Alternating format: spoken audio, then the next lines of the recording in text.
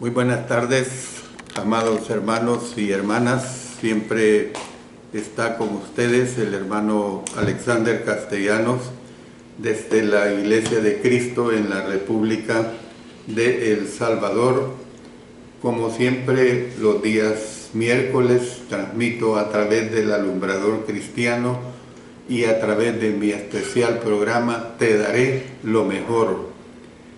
Este día a las 5 de la tarde, hora de El Salvador, estoy transmitiendo el estudio sobre la vida y ministerio de nuestro Señor Jesucristo. Hoy vamos a ver la lección número 73 y el tema que vamos a estudiar es Voz que clama en el desierto. Este es un examen más detenido del ministerio de Juan el Bautista. De manera pues que les pido que le pongan atención especial a lo que vamos a estar estudiando. Serán dos partes que vamos a ver en este estudio que iniciamos este día. Pero antes que todo, dirijámonos al Señor en oración. Padre eterno, gracias te damos porque en este momento me permites de nuevo estudiar tu palabra con toda la hermandad que se conecta a través de estos medios de difusión. Gracias, Señor, por ello. Permite que la honra la recibas tú y que tu servidor exprese un mensaje claro y muy sencillo. En el nombre de nuestro Señor Jesucristo. Amén. Amén. Bueno, primeramente quiero hacerles un resumen de lo que voy a estar tratando de aquí en adelante. Ya casi hemos llegado a la mitad del estudio de la vida y ministerio de Cristo. Hablando de la armonía que aquí se nos presenta, vamos a continuar viendo de la segunda Pascua a la tercera. Y aquí vamos a ver la salida de Jesús fuera del territorio de Herodes y regreso. Luego vamos a ver la alimentación de los 5,000. También Jesús anda sobre el agua, el discurso de Jesús sobre el pan de vida y la confesión de Pedro. Y vamos a ver, esto trata sobre tiempo de ser probados. Y vamos a ver un sermón cuando se llegue el momento que se llama Voz que clama en el desierto, que precisamente es al que me voy a referir en este estudio. Luego vamos a continuar de la tercera Pascua al arribo de Jesús a Betania. Veremos precisamente esa tercera Pascua. Los escribas le reclaman que no respeta la tradición. Veremos la salida fuera del territorio de Herodes. Veremos también la sanidad de la hija de una mujer sirofenicia o cananea. También que Jesús evita pasar por el territorio de Herodes. Muchos son sanados, incluyendo a un sordo. La alimentación de los 4,000. O sea, lo que aquí vamos a estar viendo de molestas interrupciones a provechosas oportunidades.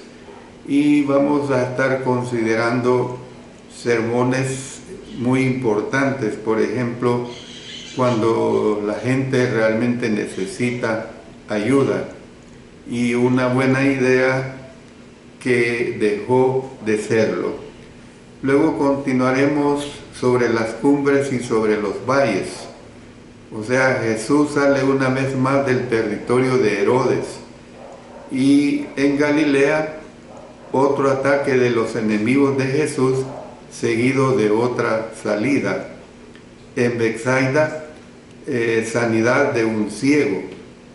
Cerca de Cesarea de Filipo se ve la buena profesión. Cerca también de Cesarea de Filipo, Jesús anuncia su muerte.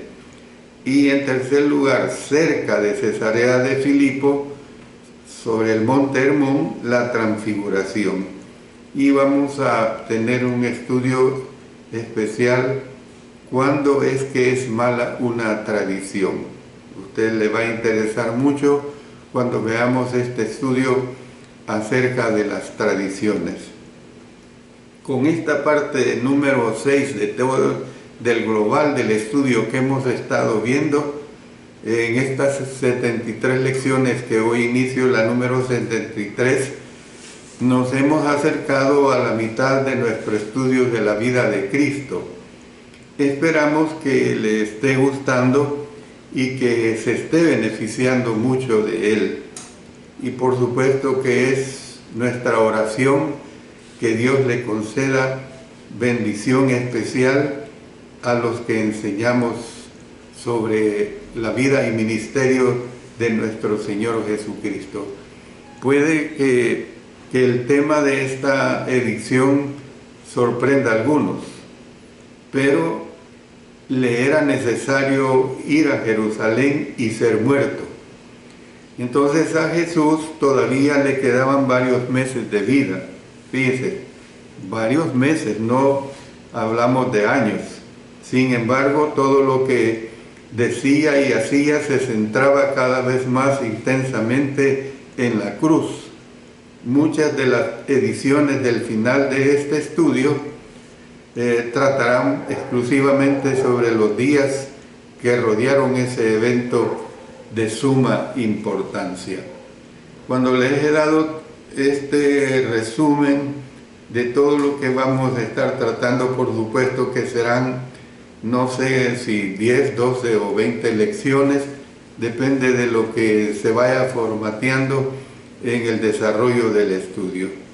Bueno, hablemos precisamente de esta primera parte, voz que clama en el desierto, lección número 73, parte 1.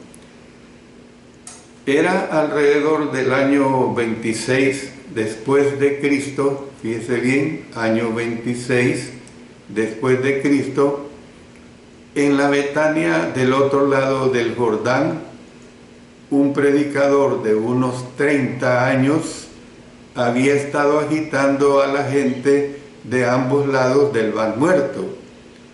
Por lo tanto, una comisión de sacerdotes y levitas vino a él y le preguntaron: ¿tú quién eres? Juan 1:19. Al entender por qué le hacían tal pregunta, respondió diciendo: yo no soy el Cristo, Juan 1:20. Pero ellos siguieron interrogándolo. Miren lo que dice los versículos 21 y 22 de Juan 1. Y le preguntaron: ¿qué pues? ¿Eres tú Elías? Dijo: no soy. ¿Eres tú el profeta? Y respondió: no. Le dijeron: pues ¿quién eres? Para que demos respuesta a los que nos enviaron. ¿Qué dices de ti mismo? Entonces fue una respuesta enigmática la que obtuvieron, pues él les dijo, Juan 1:23, yo soy la voz de uno que clama en el desierto. El joven que se llamaba a sí mismo la voz que clama en el desierto era Juan el Bautista. Las palabras que estaba usando provenían de Isaías 40, la profecía donde se anunciaba la venida del precursor del Mesías. Y vamos a leerlo para documentarlo correctamente. Nos vamos a ir a Isaías 40, versículos 3 y 4. Dice: voz que clama en el desierto, preparad camino a Jehová, enderezad calzada en la soledad a nuestro Dios. Todo valle sea alzado y bájese todo monte y collado, y lo torcido se enderece y lo áspero se allane. Bueno, sería recomendable explicar cómo es que los heraldos o precursores no solo anunciaban la venida de un rey, sino que también hacían preparativos para su llegada por medio de almacenar provisiones y, como se recalca en este texto, por medio de hacer un camino por el cual pudiera transitar. Continuando pues con lo que estamos tratando, la frase voz que clama en el desierto de Juan 1:23 resume el fenómeno que era Juan. Era ante todo una voz, un hombre con un mensaje. Ese mensaje había de ser presentado en un singular escenario en el desierto. Juan predicó literalmente en un desierto físico. Sin embargo, el desierto al cual se refieren Isaías 40 y Juan 1 eran más que piedras, más que arena y más que escorpiones. Era también un desierto de pecado. Juan se atrevió a ser una voz donde otras voces habían sido calladas. Recordemos que desde los tiempos antiguos testamentarios, profetas de Dios los habían matado. Y Juan tuvo mucho valor. Por eso lo encarcelaron y lo decapitaron, porque no tuvo pelos en la lengua al decirle a Herodes que estaba en adulterio al vivir con la esposa de su hermano, o sea, Herodías. Usted solo imagínese a Juan el Bautista, que el lugar donde predicaba era nada menos que el desierto. Usted tiene que entender que nosotros los predicadores hemos sido bendecidos, que nos ha puesto a enseñar palabra de Dios en ciudades, en pueblos, muchas veces en ciudades modernas con un montón de comodidades, con una variedad de facilidades. Juan el Bautista predicó en el mero desierto, porque desde allí hizo ver el pecado que había en el mundo de aquel entonces y que por supuesto ese pecado existe en el mundo del tiempo presente. En este mensaje analizaremos brevemente la vida de Juan para apreciar al hombre que él fue y el mensaje que tenía para su tiempo, así como para el nuestro. Por eso les estoy diciendo, no veamos esta situación o esta historia acerca de Juan el Bautista como una historia que apela y acontece para aquel tiempo. No, es una historia que llega hasta nosotros y que nos da un mensaje para que nosotros lo pongamos en práctica en nuestra vida cristiana.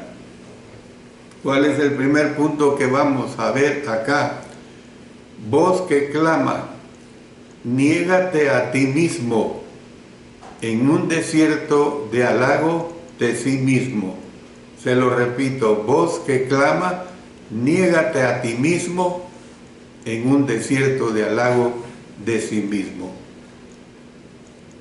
Cuando se piensa en Juan, lo podemos imaginar un hombre con cabello despeinado por el viento y con la piel quemada por el sol.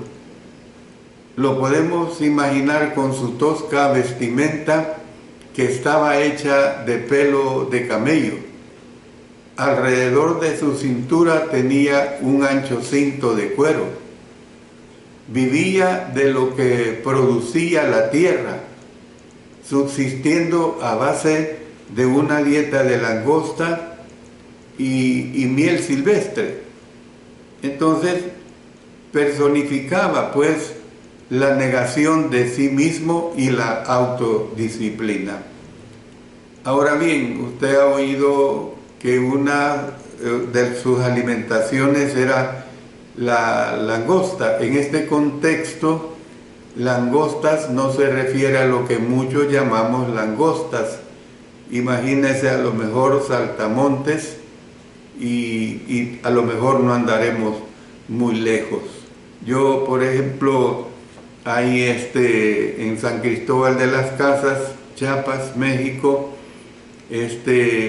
usted va por las calles, es un pueblo colonial bastante turístico, y hay unos niños o jóvenes que andan vendiendo una especie de grillos, ya como quien dice tostados o fritos, y le venden como quien dice 20 pesos, o sea, más o menos $1. Y yo los he comido y tienen un sabor bastante agradable. Yo sé que para mucha gente puede ser muy repugnante este tipo de comida. En el caso mío no lo es. Estoy dando esta ilustración para que entendamos pues el alimento de Juan el Bautista. Ahora bien, ¿qué factores se conjugaron para dar origen a un hombre así? Uno de ellos tenía que ver con unos padres piadosos. Su padre, dice la Escritura, que era un sacerdote llamado Zacarías. Su madre era Elizabeth. Dice Lucas 1:5. Hubo en los días de Herodes, rey de Judea, un sacerdote llamado Zacarías, de la clase de Abías. Su mujer era de las hijas de Aarón y se llamaba Elizabeth. Lucas 1:6 resume la vida de estos. Dice que ambos eran justos delante de Dios y andaban irreprensibles en todos los mandamientos y ordenanzas del Señor. La parte que más llama la atención de ese versículo es la palabra ambos. Hay quienes han tenido una madre piadosa, pero no un padre piadoso.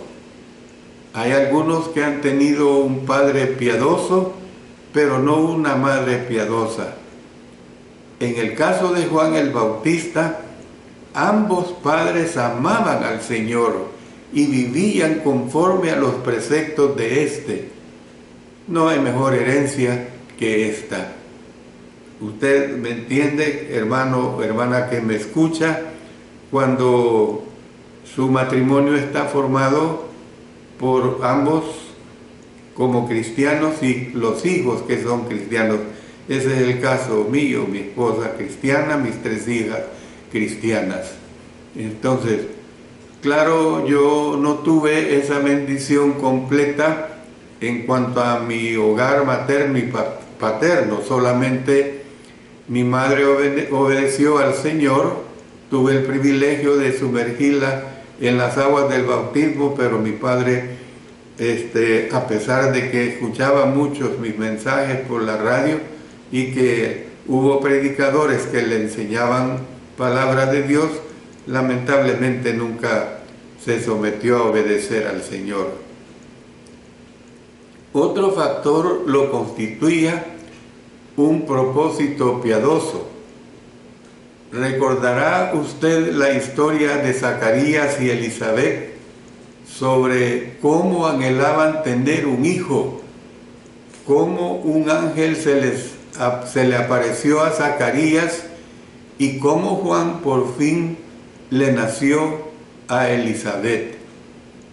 Permítame centrarme en las palabras que dijo el ángel al anciano sacerdote en el templo.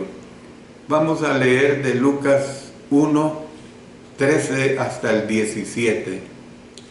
Pero el ángel le dijo: Zacarías, no temas, porque tu oración ha sido oída y tu mujer Elizabeth te dará a luz un hijo y llamarás su nombre Juan.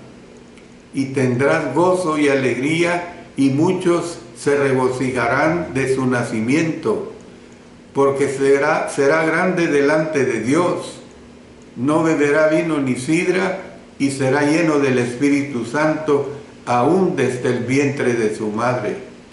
Y hará que muchos de los hijos de Israel se conviertan al Señor, Dios de ellos, e irá delante de él con el espíritu y el poder de Elías, para hacer volver los corazones de los padres a los hijos y de los rebeldes a la prudencia de los justos, para preparar al Señor un pueblo bien dispuesto.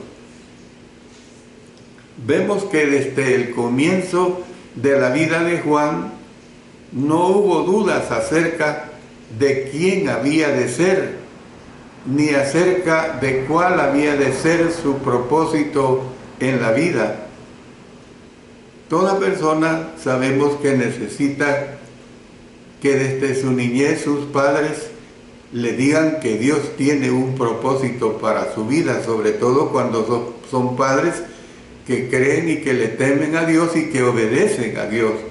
Hay una diversidad o miles o millones de padres que no les hablan a sus hijos de Dios porque ellos mismos no le temen a Dios, ellos mismos no obedecen a Dios. Pero benditos aquellos hijos que tienen padres que les han formado pues en el camino del Señor.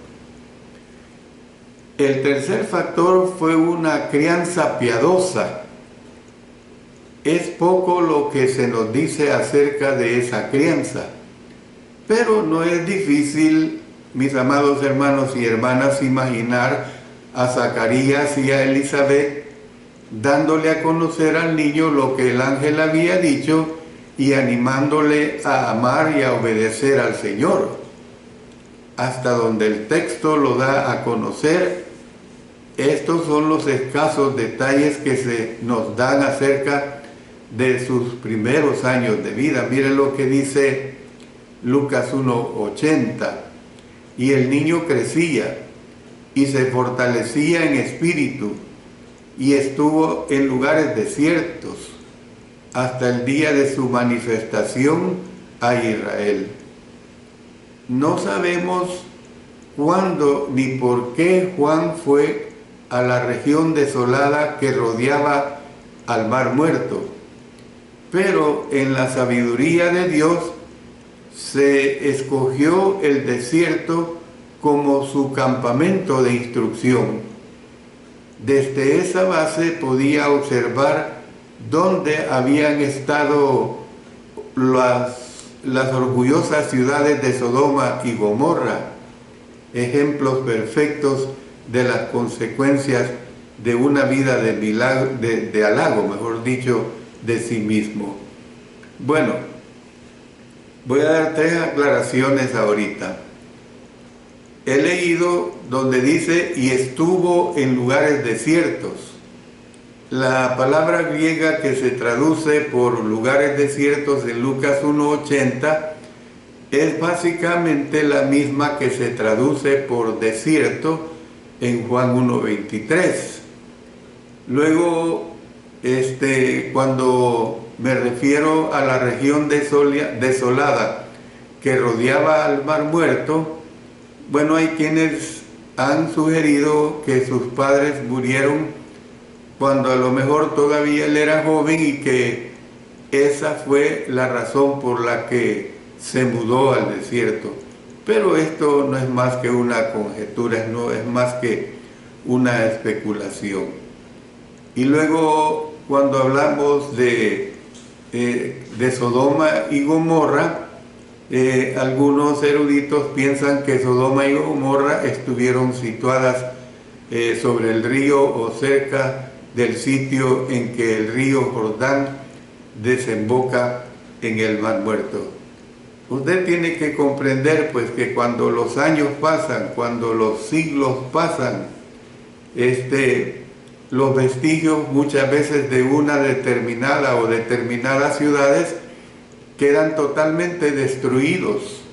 Por ejemplo, aquí en San Salvador, en el año de 1917, hace ya 106 años, hubo un tremendo terremoto. Yo oía a mi abuela que su madre hablaba de ese terremoto que destruyó prácticamente la ciudad de San Salvador y que por eso se fundó la nueva San Salvador, conocida como Santa Tecla.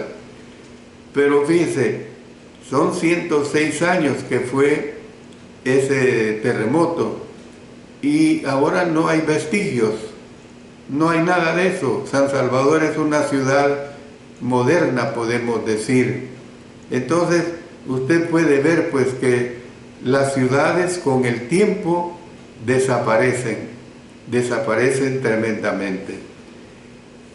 Sigo con lo que estoy estudiando en cuanto a Juan el Bautista. Los padres desean un ambiente bueno para sus hijos, eso es evidente. Siempre queremos lo mejor para nuestros hijos, para nuestras hijas. Muchos creemos que un ambiente bueno exige una atmósfera saludable y una atmósfera armoniosa. El ambiente en que Juan vivió al comienzo de su vida fue el escabroso terreno de Judea oriental. Ahí aprendió la autodisciplina. A partir de ese escenario emergió la voz que clamó negación de sí mismo en un desierto de halago de sí mismo. Porque usted tiene que entender que Juan el Bautista era contemporáneo del Señor Jesucristo. Era mayor que el Señor Jesucristo nada más 6 meses. Entonces, cuando muere Juan el Bautista, podría haber sido que tendría 30, 31, 32 años, un joven, porque el Señor Jesucristo se calcula que murió más o menos a los 33 y medio años. ¿Ve? Entonces, ¿podemos escuchar esa voz hoy? Vivimos en un mundo de halago de sí mismo y necesitamos urgentemente el mensaje de Juan. Después de todo, el Señor Jesús dijo, miren lo que tenemos en Mateo 16, 24. Si alguno quiere venir en pos de mí, niéguese a sí mismo y tome su cruz y sígame. Debido a su austero estilo de vida, porque mire lo que dice Lucas 7:33, porque vino Juan el Bautista, que ni comía pan ni bebía vino, y decís, demonio tiene. Algunos creyeron que Juan tenía un demonio.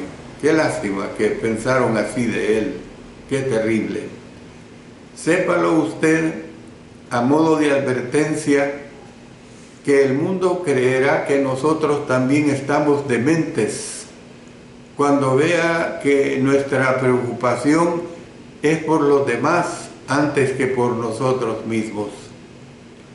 No obstante, Jesús recalcó la grandeza de una vida así. Hablando del Bautista, les preguntó a sus seguidores. Lucas 7:25 nos dice lo siguiente: mas, ¿qué salisteis a ver? ¿A un hombre cubierto de vestiduras delicadas? He aquí, los que tienen vestidura preciosa y viven en deleites en los palacios de los reyes están. Uno podrá pensar, si las telas hermosas, bonitas, son de este tiempo. No, mire, en este tiempo habían vestidos, habían telas ostentosas que usaban las mujeres en los palacios de aquellos reyes. Había lujo, pues. Entonces, Juan no estaba interesado en la vida fácil. No estaba interesado en la vida fácil que los reyes se quedaban en sus castillos con sus lujos. Jesús hizo también esta asombrosa aseveración. Lucas 7:28 nos dice, os digo que entre los nacidos de mujeres no hay mayor profeta que Juan el Bautista. Qué halago que hizo el Señor de Juan el Bautista. Qué gran homenaje para la voz que clama en el desierto. Que cada uno de nosotros compare su vida con la de Juan el Bautista y se pregunte, ¿Vivo yo una vida de autodisciplina? ¿Vivo yo una vida de negación de mí mismo? Usted tiene la respuesta, yo tengo la respuesta. Bueno, pasemos a un segundo aspecto que también quiero que consideremos en esta primera parte de este estudio. Voz que clama en el desierto. Voz que clama, enmiéndate en un desierto de satisfacción consigo mismo. Se lo repito, voz que clama, enmiéndate en un desierto de satisfacción consigo mismo. Cuando vino el cumplimiento del tiempo, vino palabra de Dios a Juan, hijo de Zacarías, en el desierto. Lucas 3:2. Usted sabe que Gálatas 4:4 dice, cuando vino el cumplimiento del tiempo, Dios envió a su Hijo nacido de mujer, refiriéndose a la venida del Señor Jesucristo, al nacimiento, pues. Y claro, tenemos que entender que lo que dice del Señor Jesucristo era que todo estaba en el tiempo correcto para que Él viniera. Aún los caminos que había construido Roma sirvieron para que los apóstoles y el mismo Señor Jesucristo se pudieran transportar y predicar su palabra. Entonces, cuando vino el cumplimiento del tiempo, vino palabra de Dios a Juan, hijo de Zacarías, en el desierto. En la vida de Juan, la palabra de Dios fue como el pistoletazo de salida para un velocista, como la orden de ataque para un perro guardián. Bueno, usted puede ver que en los diferentes deportes que se dan, hay una señal especial para que empiece el torneo, para que empiece el determinado deporte. Así empezó Juan el Bautista cuando recibió esa orden de parte de Dios. Juan el Bautista comenzó a predicar y lo hizo sin ambajes, lo hizo sin temor, lo hizo porque estaba en la posición de dar a entender el pecado que había en el mundo de aquel entonces y que sigue habiendo en el mundo presente. Juan comenzó a predicar enseguida, pues esto es lo que leemos. Mire lo que dice Mateo 3:1 y 2.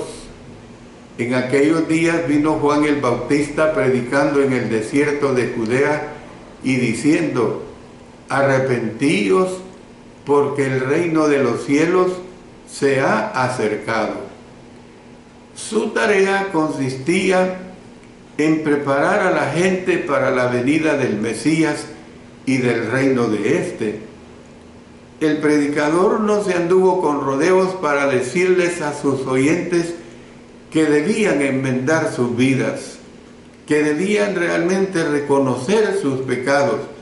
Miren lo que nos dice el Evangelio de Lucas 3, versículos 7 y 8. Y decía a las multitudes que salían para ser bautizadas por él, oh generación de víboras, ¿quién os enseñó a huir de la ira venidera?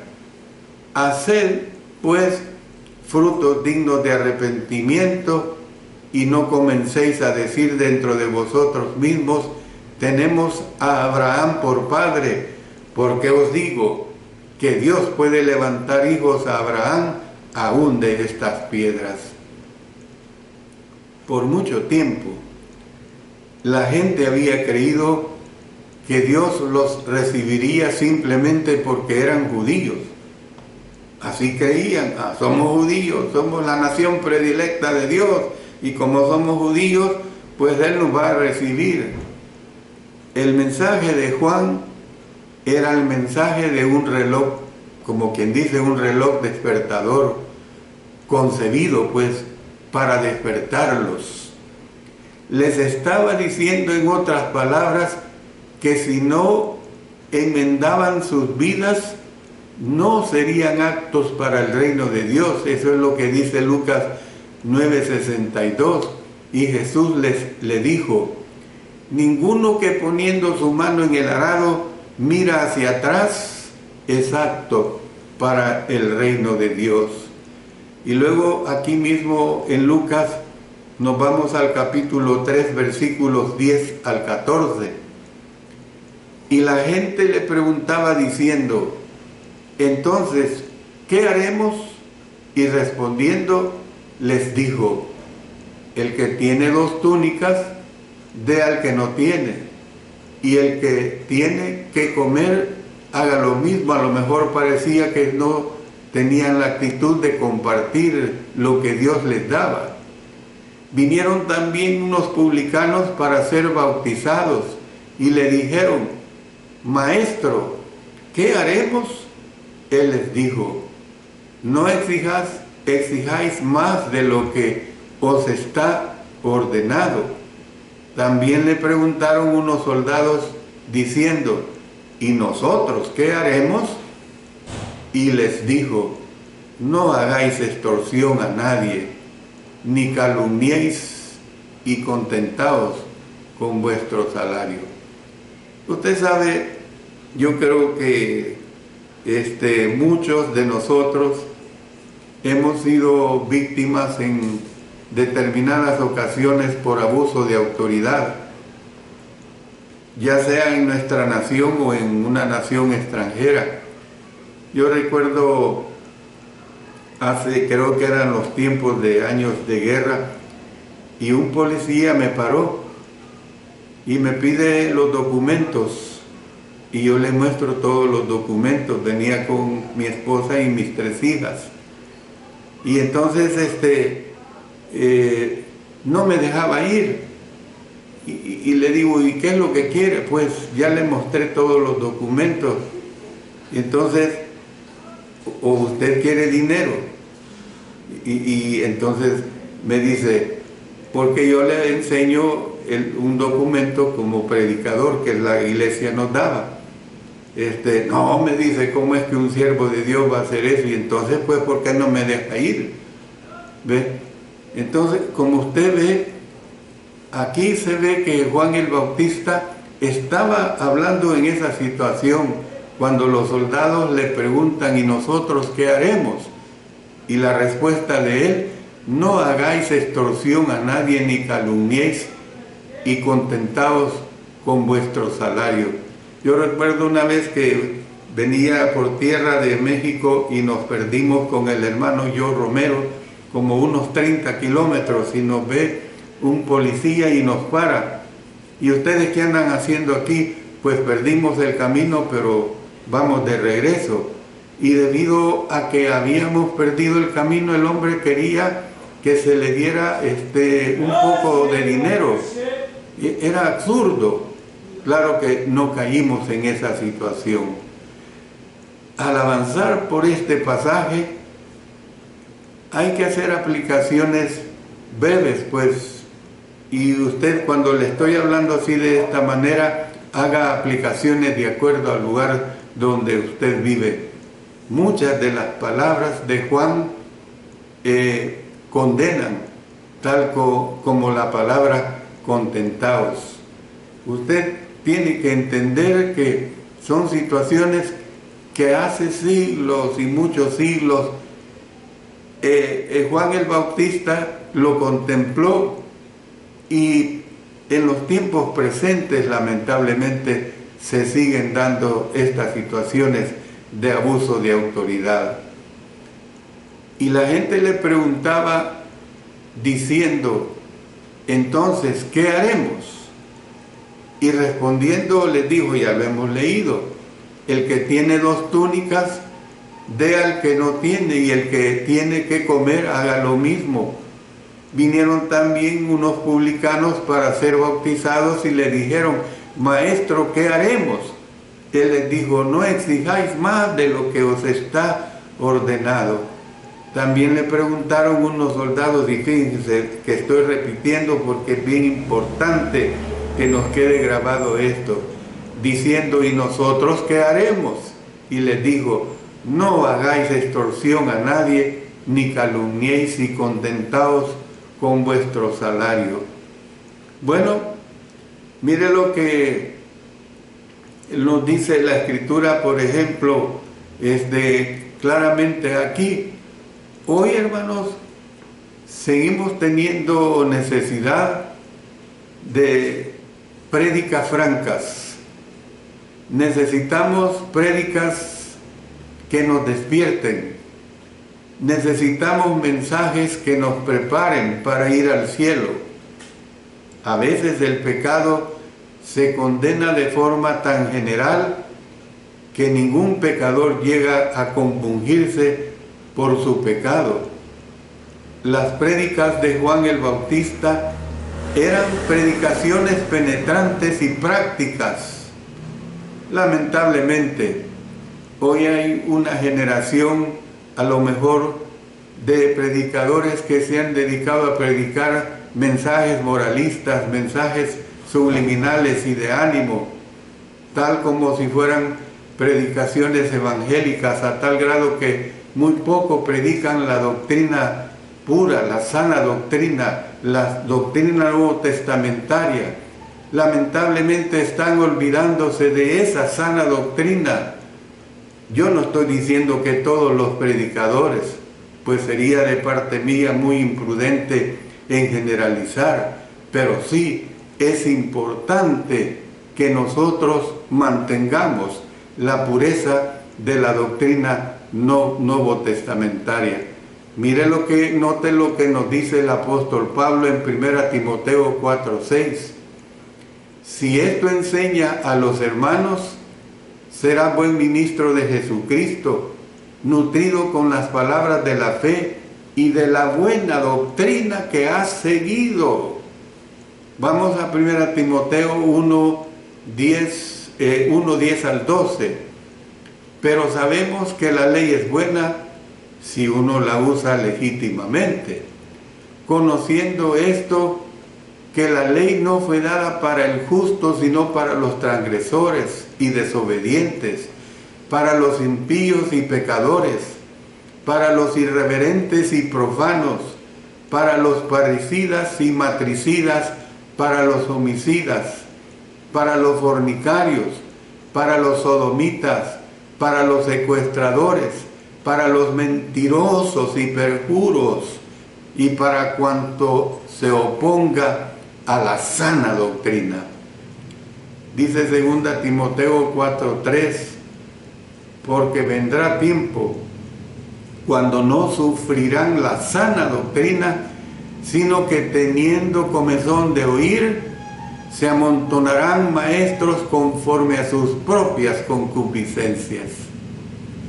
Hermanos y hermanas, hermanos predicadores, el incurrir en esta situación de no enseñar la sana doctrina, formamos membresías congregacionales débiles en la doctrina del Señor, lo cual hace que cualquier persona evangélica sea considerada como un cristiano legítimo, pasando a ser parte de la iglesia de Cristo Jesús.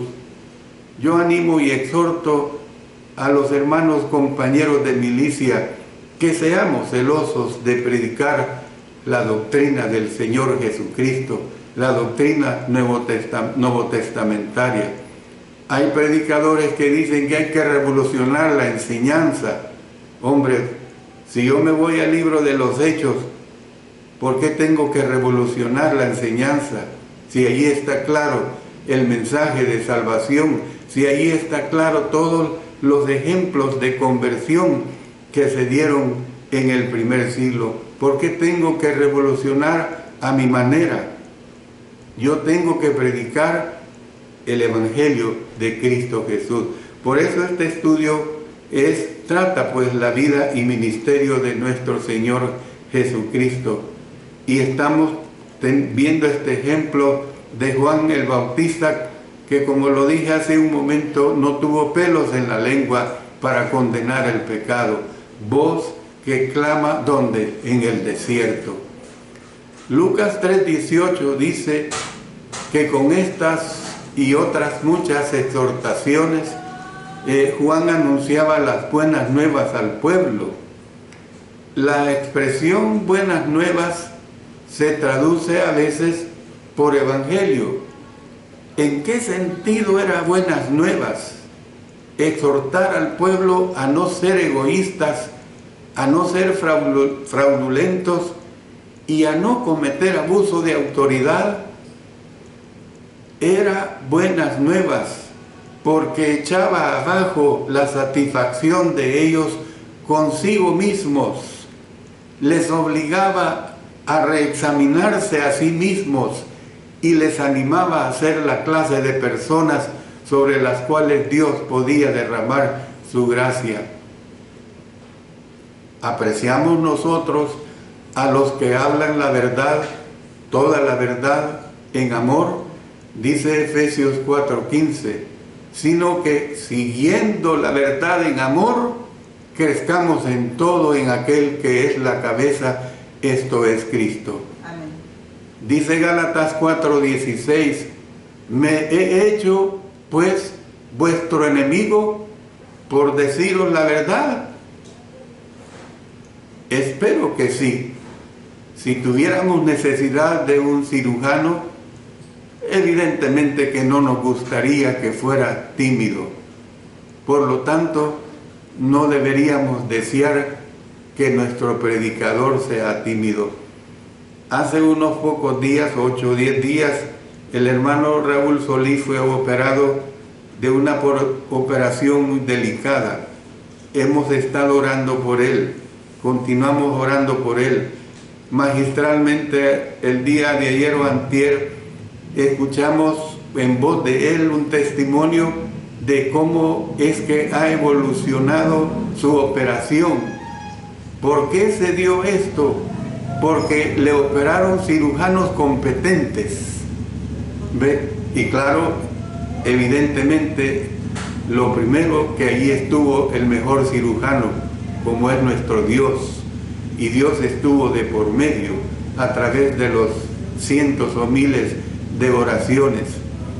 Le estoy diciendo esto porque nosotros, hermanos, hermanas, tenemos que predicar la palabra pura, la palabra de verdad.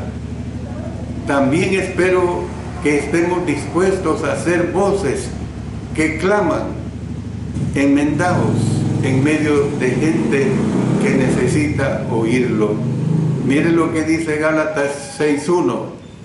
Hermanos, si alguno fuere sorprendido en alguna falta, vosotros que sois espirituales, restaurarle con espíritu de mansedumbre, considerándote a ti mismo, no sea que tú también seas tentado. Y luego en Santiago 5:19 y 20, con esto voy a terminar. Hermanos, si alguno de entre vosotros se ha extraviado de la verdad y alguno le hace volver, sepa que el que haga volver al pecador del error de su camino, salvará de muerte un alma y cubrirá multitud de pecados. Oremos. Padre Celestial, gracias por darme la oportunidad de presentar este mensaje. Permite que pueda realmente ayudar a todos quienes lo escuchen y que nos interesemos en diseminarlo, en diseminar tu divina palabra. Lo hacemos todo en el poderoso nombre de nuestro Señor Jesucristo. Amén. Amén.